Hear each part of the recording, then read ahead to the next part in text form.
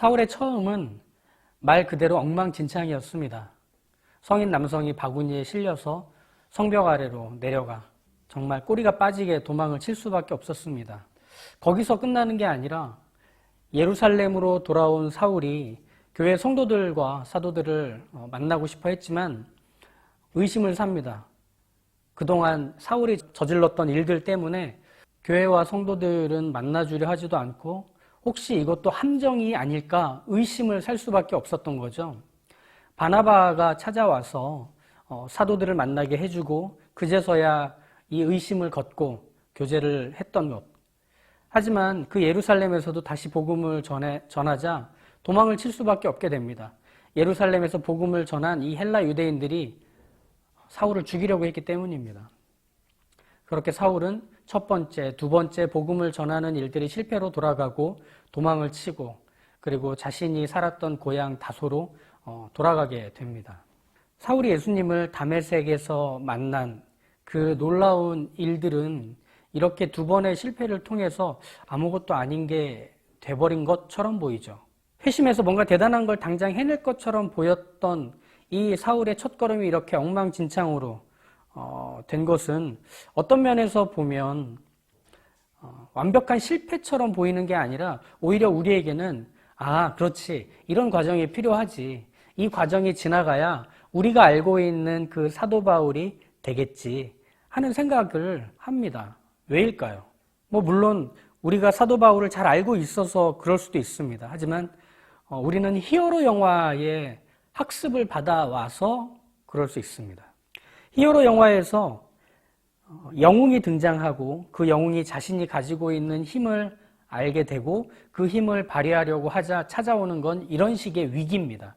자신의 힘을 어떻게 발휘해야 될지 모르고 그것을 사람들에게 보여주자 의심하고 그리고 망가뜨려지는 일상들이 생기고 그런 좌충우돌하는 일들을 겪고 난 후에 비로소 이 영화에서 히어로로 제대로 등장해서 그 일들을 이루는 이런 일련의 어떤 이야기 구조들이 우리에게 너무 익숙합니다. 그리고 이런 이야기의 구조는 영화가 만들어지기 훨씬 이전 고대 시대에 영웅이 등장할 때 보여줬던 이야기 구조에서 이 히어로 영화의 이야기 구조는 시작이 됐죠. 그 고대 영웅의 서사, 이 구조들은 보통 한 3단계 정도가 됩니다. 잠재력을 갖고 있고 그리고 남들과는 다른 영웅이 자신이 갖고 있는 힘을 확인하게 되죠. 그게 첫 번째 단계인 각성입니다. 그러나 이 각성된 자신의 능력을 제대로 발휘하지 못하고 일들이 꼬이는 그 중간 단계를 거치게 되죠. 이게 위기입니다. 그리고 이 위기를 통해서 영웅은 실망하고 별거 아닌 건가 하는 의심이 찾아올 때 조력자가 등장하죠. 그래서 그 조력자의 도움을 받아서 드디어 바로 그 영웅이 되는 거죠.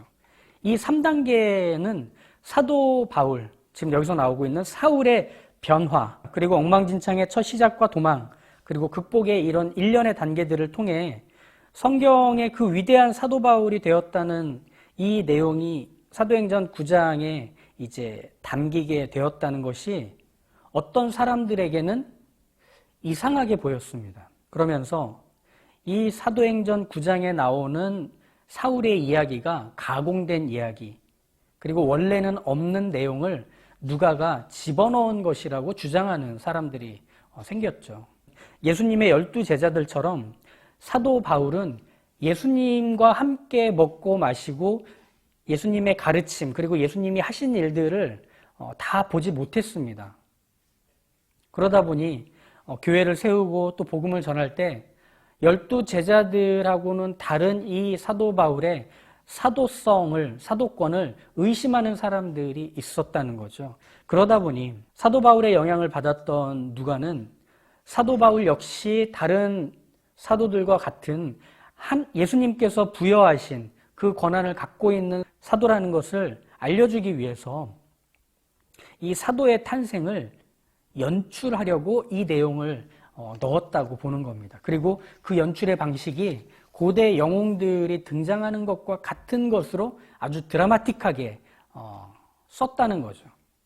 게다가 사도 바울이 갈라디아서 1장에서 자신이 어떻게 교회의 핍박자였던 데서 이방인에게 복음을 전하는 사도가 되었는지를 이야기하는 장면에서 다메섹으로 가던 길에 만난 예수님에 대한 경험은 말하지 않고 있었다는 것이 이 주장을 하는 사람들에게 아주 확실한 근거로 소개되는 거죠. 이 주장대로라면 사울의 이 이야기, 이것은 꾸며낸 이야기고 사실은 사울이 구약 성경에 능통하고 그리고 이 예수님을 쫓는 공동체를 미워하다가 점차 이 복음과 예수님께 감화돼서 교회의 사도가 되었다고 보는 결론으로 갈 수밖에 없습니다. 그러니까 한마디로 얘기하면 사도 바울은 그리스도인이 될 강한 잠재력과 가능성을 갖고 있었던 사람이었던 거죠. 그러니까 급작스러운 변화보다는 이런 식으로 점진적으로 서서히 그리스도인이 되어갔다라고 말하는 게 더 설득력이 있어 보입니다. 그러니까 히어로 영화에서 이런 식의 영웅 이야기들을 가져오는 것도 설득력을 갖기 때문이고 그 설득력은 누가가 성경을 쓸 때 이런 의도를 가지고 사울의 이야기로 가미해서 썼다고 말할 수도 있었던 겁니다. 누가가 쓴 사도행전이 역사 기록이 아니라 소설이라면 그들의 주장이 맞을 것 같습니다. 하지만 우리는 소설을 읽고 있는 게 아니라 성경을 읽고 있습니다. 성경은 하나님이 누구신지를 하나님 자신이 알려주시는 책입니다. 여기서 하나님이 하나님 자신을 알려주신다고 말할 때는 나는 이런 하나님이야 라고 하는 어떤 하나님이 누구신지에 대한 성품과 그분의 특성들을 공중에다가 개념처럼 흩뿌리시는 게 아닙니다. 성경에다가 막 하나님이 난 이런 하나님이야 라고 써놓는 것들이 아니라는 뜻입니다. 오히려 하나님이 하나님 자신을 알려주신다고 할 때는 사람이 사는 시간과 공간 안에 찾아오셔서 일하시는 것으로 하나님이 누구신지를 알려주십니다. 시편 100편 그 3절에 보면 너희는 가만히 있어 내가 하나님 됨을 알지어다 라고 하죠. 너희는 가만히 있어 내가 일하는 것으로 어떤 하나님인지를 봐 라고 하는 겁니다. 말하자면 이런 거죠. 하나님의 전능하심이란 소개를 홍해를 가르시는 것으로 이스라엘 백성들에게 알리십니다.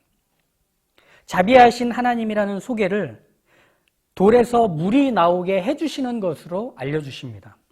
신실하신 하나님이란 소개를 낮에는 구름 기둥과 밤에는 불 기둥으로 광야에서 사는 이스라엘 백성들을 돌보시고 지키시는 걸로 알려주십니다. 즉 하나님이 일하시면 사람들은 그렇게 하나님이 누구신지를 알게 됩니다. 그분의 일하시는 것을 통해 말이죠. 그리고 사람들은 그 하나님께 반응합니다. 그러면 하나님은 그렇게 반응한 사람들 앞에서 다시 그 사람들의 반응에 응답하시고 단념 없이 하나님 자신을 더욱 분명하게 알려주십니다. 이게 성경에 채워져 있는 내용들입니다. 그러니 성경은 많은 사람들이 등장합니다. 많은 사건들이 이어지고 그 시간과 공간이 끊임없이 연속해서 하나님이 누구시며 하나님이 어떤 일을 하셨고 그 하나님과 사람이 만나 어떤 내용들과 그리고 어떤 이야기들을 소개해 주는지를 성경은 품고서 우리에게 전해줘 온 거죠. 그렇다면 사도행전에 나온 사울의 이야기 역시 고대 영웅들의 이야기와 비슷하기 때문에 가공된 이야기, 첨가된 이야기라고 단정 지을 수는 없는 겁니다. 오히려 이렇게 봐야 하는 거죠. 사울에게 찾아가신 하나님을 보는 겁니다. 그리고 사울을 찾아오신 하나님께 반응하는 사울을 보는 겁니다. 그리고 하나님과 사울이 함께 이제 시간과 공간 안에서 내용을 채워가고 있는 것, 그것이 지금 사도행전 9장에 담겨 있는 거죠. 사울은 이전으로 돌아갈 수 없는 완벽한 유턴, 그리고 눈이 떠지고 나자 즉시 복음을 전했지만 도망칠 수밖에 없었던 두 번의 그 실패들을 처절하게 맛보죠. 그런데 이런 이야기에는 우리가 성경에서 확인해야 하는 그 지점이 분명해집니다. 뭐냐면 사울에게 기어이 복음 전하는 일을 맡기시려고 찾아오시고 일하시고 함께 하시는 이분은 도대체 누구인가? 성경이 우리에게 던지는 강한 도전입니다. 그리고 질문입니다. 그 하나님을 주목하라고 하는 거죠. 은퇴하신 존경하는 목사님이 있습니다. 그 목사님 인터뷰할 기회가 생겨서 목사님을 찾아뵀죠. 신앙 이야기, 목회 이야기, 설교에 대한 이야기, 인생에 대한 이야기, 여러 가지를 막 이렇게 질문하고 또 답을 듣는 시간이었습니다. 그러다가 이제 목사님한테 제가 이렇게 여쭤봤습니다. 목사님은 이른 나이에 한국교회에 탁월한 설교자로 주목을 받으셨는데 목사님의 처음 사역은 어떠셨어요? 이런 기대를 하고 있었죠. 밤마다 하늘에서 빛이 막 쏟아지는 그 기도의 시간도 경험하고 신비한 체험도 하고 그리고 말씀을 펴면 하나님의 은혜와 그 생명력 있는 말씀들이 그냥 뚝뚝뚝 떨어져서 그거 고이 받아다가 설교 시간에 이렇게 뿌려주시는 걸로 사람들이 변화받고 새 삶을 살게 되고 하나님을 만나게 되는 이런 일들이 일어났다라는 얘기를 들을 거라 생각했습니다. 근데 목사님은 이렇게 말씀하시더라고요. 뭐 있었겠어? 엉망진창이었지. 한참 웃었습니다. 그리고 목사님이 이렇게 말을 덧붙이시더라고요. 하나님이 하셨어. 그게 은혜야. 이러시더라고요. 맞습니다. 하나님이 하십니다. 그래서 매 순간이 은혜로 가득 차는 겁니다. 디모데전서 1장 12절과 16절에서 사울이었던 그 사도 바울은 이렇게 자신을 쓰고 계시는 하나님께 대한 고백을 합니다. 나를 능하게 하신 그리스도 예수 우리 주께 내가 감사함은 나를 충성되이 여겨 내게 직분을 맡기심이니 내가 전에는 비방자요 박해자요 폭행자였으나 도리어 긍휼을 입은 것은 내가 믿지 아니할 때에 알지 못하고 행하였음이라. 우리 주의 은혜가 그리스도 예수 안에 있는 믿음과 사랑과 함께 넘치도록 풍성하였도다. 믿보다 모든 사람이 받을 만한 이 말이여 그리스도 예수께서 죄인을 구원하시려고 세상에 임하셨다 하였도다. 죄인 중에 내가 괴순이라. 그러나 내가 긍휼을 입은 까닭은 예수 그리스도께서 내게 먼저 일체 오래 참으심을 보이사 후에 주를 믿어 영생 얻는 자들에게 본이 되게 하려 하심이라. 가장 설득이 안 먹힐 것 같은 사람, 가장 반항을 강하게 격렬하게 할 것 같은 사람, 가장 예수님으로부터 멀리 있는 그 사람 사울을 하나님께서 데려다가 쓰시는 겁니다. 말 그대로 죄인 중에서 2등 하라고 하면 억울해서 못 견딜 것 같은 바로 그 사울을 하나님께서 데려다가 쓰시죠. 이 사울의 모습, 이것은 분명한 증거이며 메시지가 됩니다. 무엇이냐? 하나님이 일하신다는 것 말이죠. 사울의 엉망진창, 좌충우돌하는 그 모습은 사실은 그가 가지고 있는 어떤 성정, 예전 성격대로 복음을 전하다가 생긴 일들일 수 있습니다. 마음을 먹었으면 즉시 달려나가 버리고 논리나 지식으로도 전혀 밀려본 적이 없는 이 사울은 같은 패턴을 가지고 복음을 증거했을 겁니다. 그리고 실패했고 도망쳤고 물러나야 했죠. 사울의 이 성급하고 저돌적인 성격과 기질은 유대인들을 더욱 분노하게 만들었을 뿐입니다. 하지만 하나님은 어떻게 하시죠? 도망가는 그 자리에서 함께 하십니다. 성질 부리는 그 자리에서 함께 하십니다. 거부당하는 그 자리에서 하나님은 사울과 함께 하십니다. 죄인 중에 가장 탑급, 성질 부리는 사람 중에 가장 탑급인 자기 성격대로 무대를 뒤집어 놓고 있는 이 사울을 하나님이 무대에서 두시고 계속해서 이야기를 끌고 가시는 거죠. 우직하게 이 하나님의 뜻을 밀어붙이십니다. 그래서 이 이야기가 결국은 어디로 귀결이 되느냐 하면 이방인과 각 나라의 임금들과 먼 곳에 사는 유대인들과 그리고 지금 우리에게까지 복음을 전해주는 일꾼이 되도록 하나님은 그 결말을 끝까지 손에 쥐고 가신 겁니다. 그게 뭐죠? 하나님이 일하신다는 걸 보이는 겁니다. 비록 시간과 공간에서 일하시는 하나님께 사람이 또 우리가 보일 수 있는 반응이라고는 순종, 하지만 또 불순종. 성실함, 하지만 게으름과 부주의함. 옳은 선택, 하지만 그릇되고 잘못된 선택들을 끊임없이 해대며 반응하지만 하나님은 여전히 찾아오신 그 자리에서 일하시고 뜻을 이루어 가신다는 겁니다. 하나님이 뜻하신 그 결말을 손에 꽉 쥐시고 말이죠. 그것이 바로 오늘 우리가 읽은 이 말씀의 마지막 절인 31절에 나오는 내용이 되는 겁니다. 뭐라고 나오죠? 그리하여 온 유대와 갈릴리와 사마리아 교회가 평안하여 든든히 서가고 주를 경외함과 성령의 위로로 진행하여 수가 더 많아지니라. 이 말이 좀 이상하지 않습니까? 절대로 이런 일들이 일어났으니 이런 결과가 나올 수 없을 거야 라고 할 수밖에 없는, 앞의 내용과 뒤의 내용이 단절될 수밖에 없는 이야기가 성경에 써 있는 겁니다. 원래 그리하여 라고 하는 이 말은 앞의 내용이 뒤의 내용의 원인이 될 때 앞뒤의 문장을 이어주기 위해서 씁니다. 열심히 밤을 새워가며 공부하고 준비했다. 그리하여 그 사람은 시험에 100점 맞았다. 뭐 이런 거 아니겠습니까? 하지만 사울의 회심, 그리고 그의 실패, 그가 도망치는, 그리고 숨는 이 모습들, 그리고 좀 더 앞서서 복음을 전하다가 돌에 맞아 죽은 스데반의 모습, 그리고 그것으로 교회가 어려움을 겪고 예루살렘에서 뛰쳐나와서 여러 곳으로 도망치고 숨던 그 모습들, 이 내용들이 이어지고 이어져서 어디로 도달하게 됐죠? 31절인 겁니다. 그리하여 교회는 더욱 멋지게 세워져 가더라가 되는 겁니다. 앞에 내용이 뒤의 결과를 만들어내지 못하고 있는 이 말도 안 되는 문장, 여기에는 설명할 수 있는 것이 한 가지밖에 없습니다. 앞에서도 하나님이 일하셨기 때문에 뒤에서도 하나님이 일하셔서 이런 결과가 나온 거라고 밖에는 설명이 안 되는 겁니다. 그러니까 그리하여가 가능한 겁니다. 이것은 복음 안에 그대로 담겨서 그리하여로 소개가 됩니다. 그리하여 사람을 돌이키게 하시고 원래의 자리로 돌아오게 하셨다. 그리하여 하나님과 화해하게 만드시고 하나님의 자녀로 삼으셨다. 이거죠. 완벽한 역전이 일어나는 겁니다. 하나님이 일하시면 되돌릴 수 없는 영원한 단 한 번의 승리가 우리의 것이 되는 겁니다. 이게 하나님이 일하신다는 거죠. 그러니 우리에게서 일어난 일들이 이런 결과가 나올 수 없는데 그 결과가 나오게 되는 것을 우리로 보게 하셔서, 아, 하나님이 여전히 일하시는구나, 탄성처럼 고백하게 한다는 겁니다.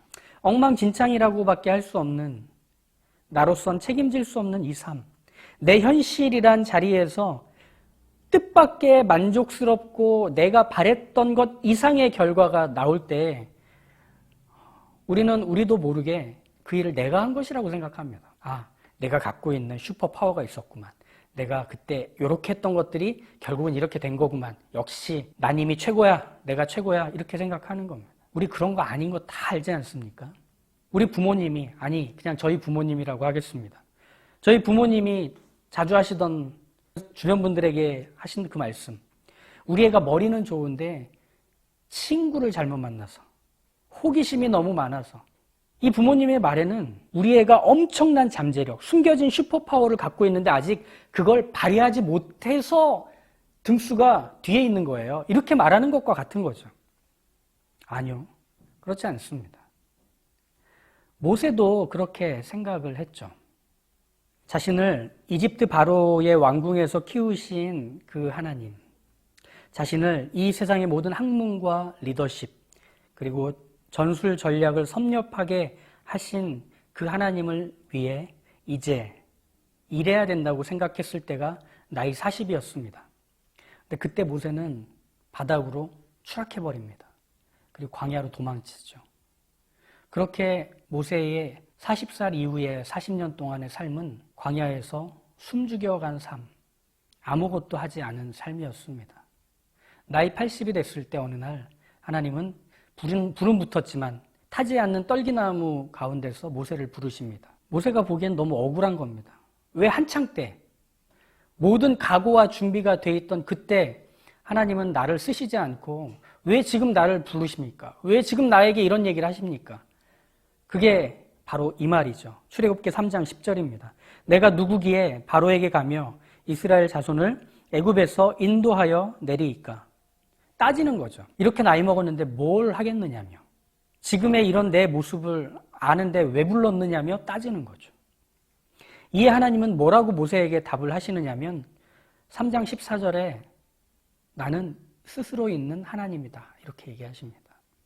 이건 이렇게 표현할 수 있을 것 같습니다. 난 내가 뭘 해야 하는지 아는 하나님이다.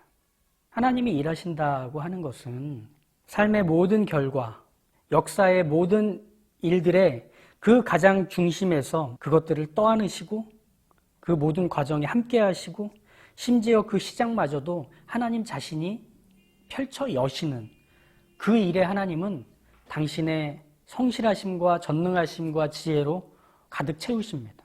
그래서 우리의 지나온 모든 시간들은 하나님이 일하신 결과이고 지금은 하나님이 일하시는 중이고 이제 이 이유는 하나님이 손에 꽉 쥐고 계신 결과를 완성해 가는 현장이 될 겁니다.